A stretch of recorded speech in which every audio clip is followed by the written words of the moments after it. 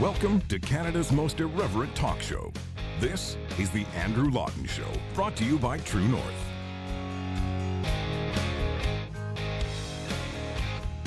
The Andrew Lawton Show starts right now. Welcome, everyone, to another edition of The Andrew Lawton Show. You're tuned into Canada's most irreverent talk show here on True North. Back again.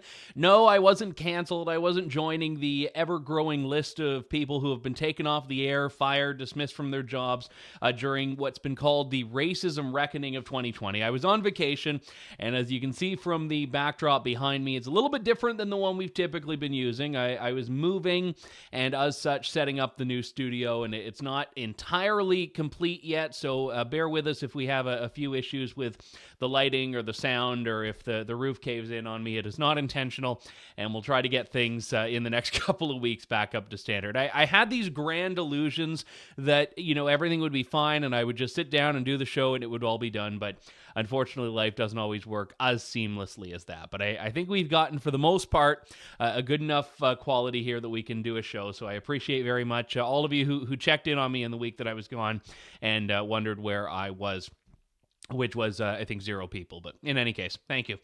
We are going to talk about really all the things that, well, not all the things that I missed in the last week, because there were way too many. It ended up being an inconvenient week to be off. But going to be talking about, I guess, the one theme that has emerged throughout all of that, and the one that I just talked about in more of a joking sense a moment ago, what's been called the racism reckoning of 2020. So this is like Me Too on steroids, where every time you log into your computer, you find that someone else has been fired, someone else has lost their job, they've been canceled as it is. And what's so interesting about this is that there isn't actually the behavior tied to these things like there was with the Me Too movement. The Me Too movement, which I'd say by and large was a net positive, despite issues that came up later on, and it did actually expose some pretty terrible people. What's happening now is going after people for anything and everything, regardless of whether they've done anything wrong, and in fact, in most cases, when they haven't. And you look at what's happened here. Let's just talk about a couple of examples. For one, Wendy Mesley, who I've never actually met Wendy, if I understand, maybe once or twice, but I don't think I've actually met her. And she is again, just your garden variety CBC left-leaning host. This is a woman who gets hit more often than not for being unfair to conservatives in her coverage, and she is taken off the air for the alleged crime of using the word that no one is ever supposed to use. And the whole coverage of this has been dripping with innuendo, as a matter of fact. I think I am pretty confident I know what word, but I'm not going to say it because no one has actually reported what word. But the thing about it is that Wendy Mesley didn't say it on air. She didn't say it in a derogatory way. It doesn't sound like she attacked anyone. She was having a meeting with her colleagues, and at this meeting, she quoted, as she said, she quoted a reporter. She said, in the context of an editorial discussion about current issues regarding race, I used a word that should never be used. It was not aimed at anyone. I was quoting a journalist we were intending to interview on a panel discussion about coverage of racial inequality.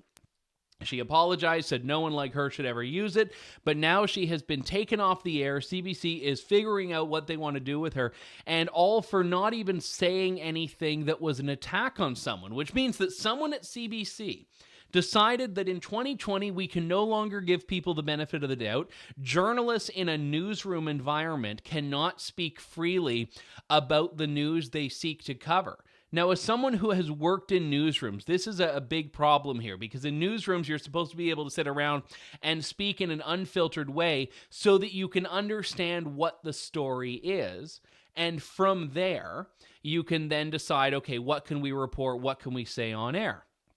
That's a pretty standard practice. No one that I've seen anywhere has accused Wendy Mesley of racism, which makes this example such an interesting test case for what's going on, because everyone knows and everyone should know that she is not guilty of the crime for which she's being punished. But it doesn't matter because in this era, in 2020, you don't get to say anything without being under the microscope. And that microscope now just has an automatic hammer. It's not just where there's a little bit of scrutiny or skepticism. It's judge, jury, and executioner all in one fell swoop. And there's a piece at the Daily Beast that has been everyone who's lost their job. They keep a running tally of everyone who they can find from anywhere in the world who's lost their job because of all of this. And Wendy Mesley was actually on their list, as well as the CEO of CrossFit, who said that they're not mourning at their office George Floyd. You had other people as well that are lesser known, because it's not just about the celebrities here. It's about the everyday, ordinary people that don't, by the way, have a life or a bank account to fall back on, that are the most hurt by these things. You're getting... I mean, look at just one example here.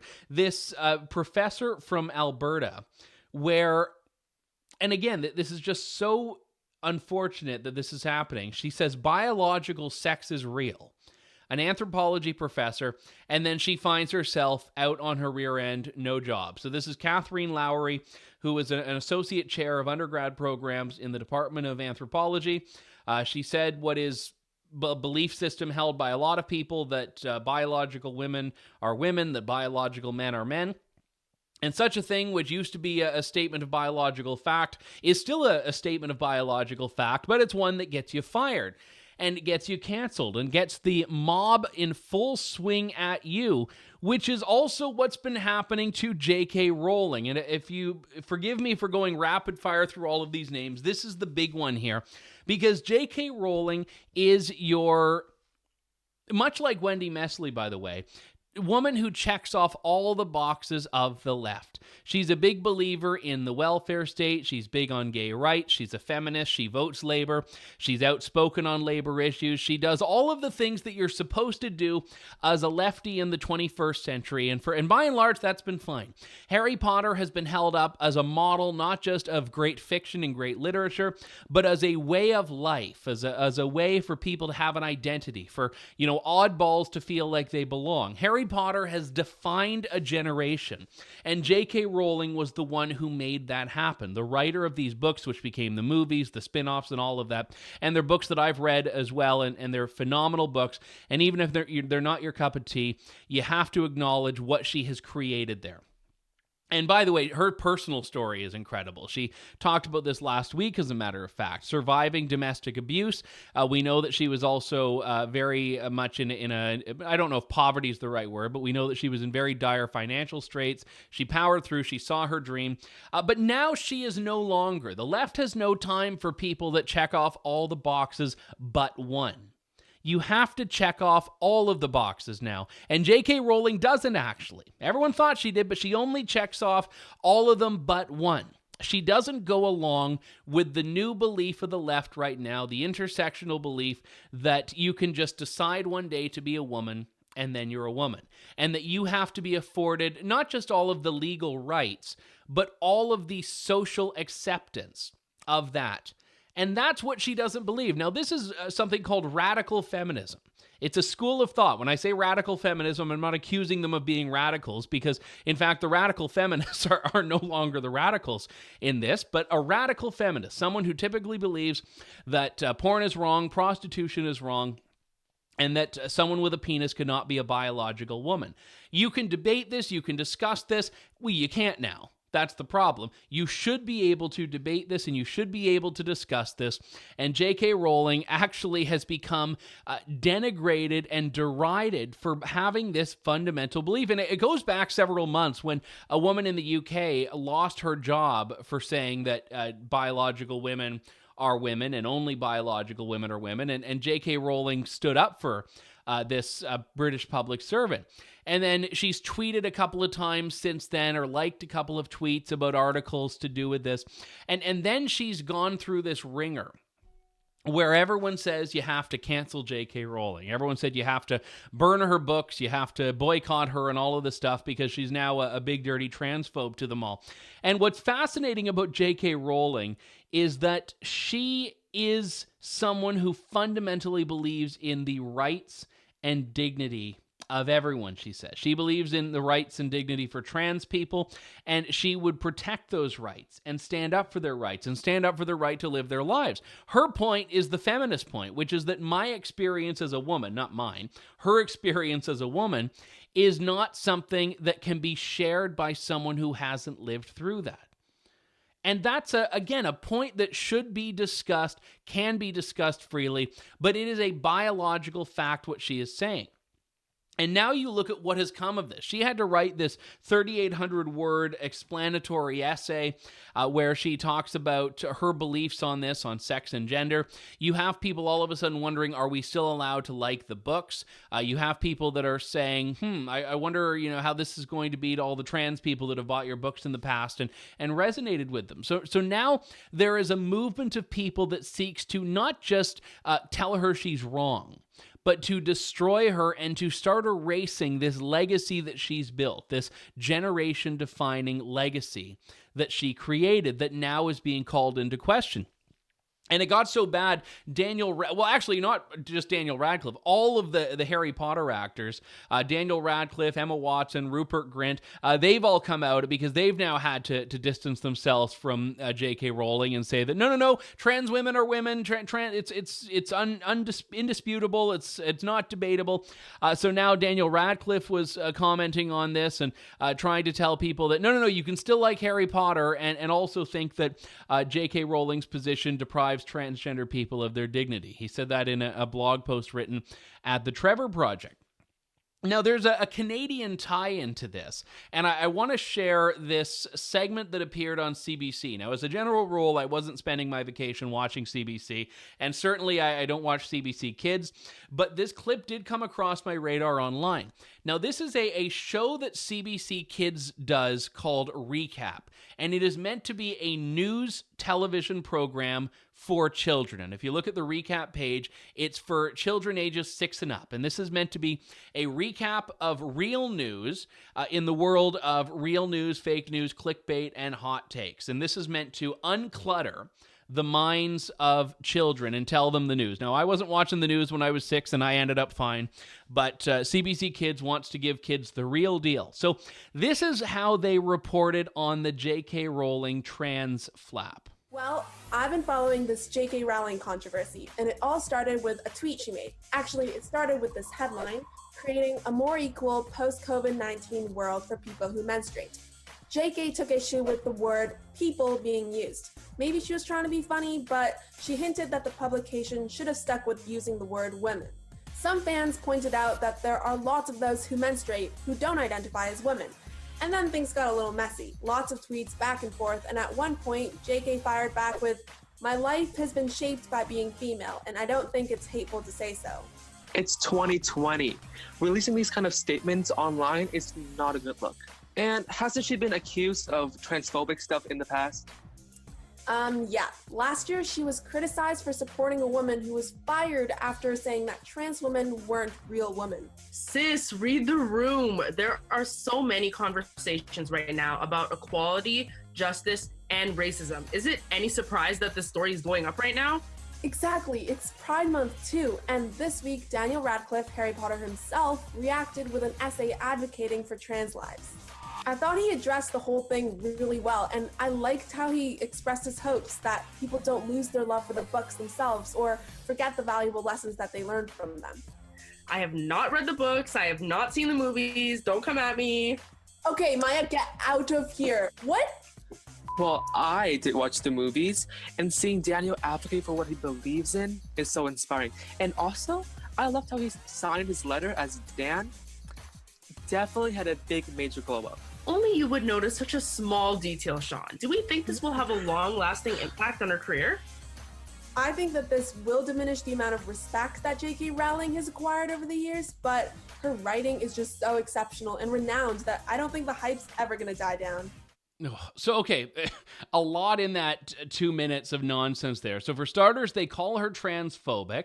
They call Daniel Radcliffe inspiring for advocating for what he believes in, which I find hilarious. It's transphobic when she talks about what she believes in, but when Daniel Radcliffe does, it's an inspiration to us all. They tell kids that no, it doesn't matter if you menstruate or not. That's not how you define whether or not you're a woman. And more importantly, they basically say that there is no debate on this. So if you're a 6-year-old, and I would hope that you're not immersed in the world of trans politics at age 6, but if you're a 6-year-old and you have a vague understanding of the issue, because I know they start teaching a lot of these things younger and younger, this is now telling you that there is a way to view this, and only one way, and no discussion. So I'm not one of these people that says, oh, won't somebody please think of the children? You know what I'm talking about. Oh, won't somebody please think of the children?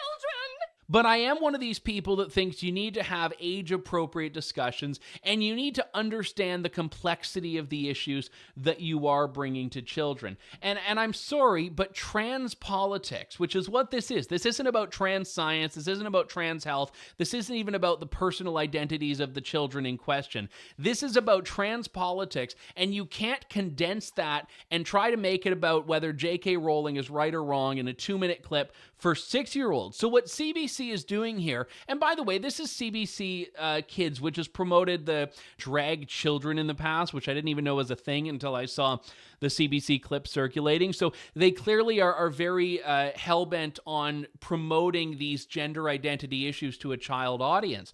But the problem right now is that they are, and I hate using the word indoctrinating because it sounds so conspiratorial, but there is an indoctrination here, because what CBC Kids is doing is ignoring the fact that there's a debate, ignoring the fact that there's a biological science issue here, and mocking a beloved children's and young adults author for saying something, and basically telling kids from the age of 6 and up that, oh, no one should talk about this. And the one guy on there says that, oh, no one should be posting anything like this online. So, whether kids grow up to have an understanding based on what's in a 2-minute CBC Kids clip, I don't know. And I would certainly hope not, that this doesn't have a transformative effect on them. But it still does put this agenda forward. Subverting what parents think, subverting what science thinks, subverting what's going on in education here. And it's just fundamentally at odds with fact. And you can be, by the way, as pro-trans and pro-gender identity as you want to be, while still recognizing that there are differences between biological women and trans women, between biological men and trans men. You can have those discussions. And when you look at the implications of accepting that there is no difference, which is what a lot of the radical activists want you to accept, you have to understand the contradictions that are there. And Douglas Murray has talked about this in his latest book, The Madness of Crowds, how the reality is that a lot of the trans rights that are claimed will butt up against gay rights, they'll butt up against women's rights. If you say that a woman has the right to a shelter free of men, for example, a trans man or a trans woman who is a biological male going to that shelter is going to force a conflict of those rights. J.K. Rowling herself said in one of her tweets that without sex, there is no same-sex attraction. So how can you have your identity as a homosexual, say, if the sexual identity is not actually there, that a woman isn't a woman or a man isn't a man? And I don't expect to solve all these issues right now. In fact, I don't expect to solve any of them. But I do think that it is absolutely wrong for CBC to be in a child-focused video pushing forward a narrative and an agenda that is just plain wrong, is not age appropriate, and more importantly, is so far from the mandate of CBC that I have no idea how this product even exists. And look, when we're talking about CBC, if they put this same package out for adults, I think it would be absolutely inappropriate because it is not impartial. It's not a news show. It's not a news clip. It's an opinion clip. But when you're making it a news clip for children, somehow it flies under the radar and is allowed. And the fact that they view this as being the answer to confusion rather than the source of confusion shows that CBC is the one that is desperately faced with its own confusion. We've got to take a break. When we come back, more of The Andrew Lawton Show here on True North. You're tuned in to The Andrew Lawton Show. Welcome back to The Andrew Lawton Show. I mentioned this a little bit earlier on, that your entire legacy can be eroded if you don't meet the standards of June 2020. It doesn't matter what you've said, what you've done. It doesn't even matter what you think. You can't stand up when the mob wants to take you down. And it's not just J.K. Rowling, it's not just Wendy Mesley, it's not just the head of CrossFit. Everyone who's ever lived on this earth right now is facing this. From Winston Churchill to Gandhi, no one is making it through. Now, the thing with Gandhi that I find interesting is that I've been critical of aspects of Gandhi's past myself. And I've not done this because I want to take down his statue. I just think there tends to be, pardon the phrasing here, a whitewashing of Gandhi's life. And now, despite that criticism, I'm now having to defend Gandhi because the mob is trying to remove Gandhi, the great Indian peace activist, because he's racist. There's a statue of Gandhi in Leicester, England, and now you have people saying that he was may have been Indian, he may have been a minority, but he has well-documented anti-black racism, so the statue has to go. You have Winston Churchill, whose statue actually had to be barricaded in so that it could not be destroyed. Everyone was going to take down Winston Churchill. They were spray painting racist on him, and people have been trying to knock it down. And now they're talking about removing that statue from the public square. And I've seen that statue several times. It's in Parliament Square across from Westminster Palace in the United Kingdom in London. Or in Westminster, I guess. And now there's talk about moving Winston Churchill's statue, which, by the way, moving Winston Churchill can't be an easy feat, to a museum, because in a museum, it's all about context rather than celebration. And this is what they do, because this happened when we were talking in Canada about statues of prime ministers. And there was a time when no one could actually figure out what to do with Sir John A. Macdonald's statue. And people were saying, well, no, it's fine to have it in a museum because that's the proper context for it. But no, you can't have it in a public square. You can't have it in a place where people aren't going to be told that he was a big, stinking, dirty racist. But you can do that in a museum in the same way that you can have swastikas and Nazi memorabilia in a museum because it's in context. And I get it. I get a lot of the issues with the Confederate statues in the U.S. I get a lot of the issues that people have with historic figures who we find might not pass the standards we set out now. But that is not what these sorts of statues are about. And I don't even want to address, in what I'm saying now, the Confederate issues, because that's, I think, a bigger discussion, and one that, not being an American and certainly not being from the South, I'm not equipped to deal with right now. But when you're talking about people like Winston Churchill, without whom we would not have the world we live in today, you cannot say that the negatives outweigh the positives. You can say that the positives outweigh the negatives. When you're talking about people like Gandhi, there is a positive legacy that dwarfs the negative. When you're talking about Martin Luther King, the positive dwarfs the negative. And the fact is, the people who have done great things in not great times, by the very nature of what they've done, lived in times where things were acceptable that aren't today. And that's the whole point of it. I mean, Winston Churchill lived in an era where anti-Semitism was acceptable because he lived in the era in which Nazi Germany exists. Now, Winston Churchill, not an anti-Semite, obviously, but I say that he was a product of a time when pretty bad things happened, which is why there was a place, which is why there was a void that needed good things to happen, and why it needed good men and women to rise up and fight and stand for something. And Winston Churchill did that. So these pathetic so-called anti-fascist ninnies, who themselves are the fascists, do not have any understanding of history. They do not have any understanding of common sense. They do not have any respect for the people that paved the path that allowed them the freedom to be complete and utter wankers. And this is now flying. What we're seeing in the last couple of weeks is that these beliefs that were once fringe are now being accepted as mainstream. Taking down statues was once fringe. Now it's something to be encouraged. I remember a few years ago when Black Lives Matter was held up as being a fringe group, and now you've got police chiefs and politicians kneeling before them. Kneeling before them, this group that was derided as fringe just a few years back because they were calling for an abolition of the family unit. They were calling for complete social upheaval, dismantle of capitalism. And now you've got politicians like Justin Trudeau, chiefs of police, taking a knee before them, and in some cases, like looking up to them. And this is what's happening now. Never believe that, and I don't want to call them revolutionaries, but never believe that a revolution is not possible, because the things that we dismiss and scoff at and mock one day, in a year, are things that we are kneeling before and bowing before as a society. And there's a danger in this. What we are now living through is a reckoning where no one is safe from the scourge of the mob, where no statue is safe and no historic figure is safe from being redefined and as such maligned. And no one is talking about what we are building in the place of these. And I don't just mean what we're physically building in the place of the statues, because they would rather have an empty imprint on the ground than Winston Churchill there, despite vanquishing fascism and defeating Hitler. You have a lot of these people that are just wanting to destroy. They don't want to create anything.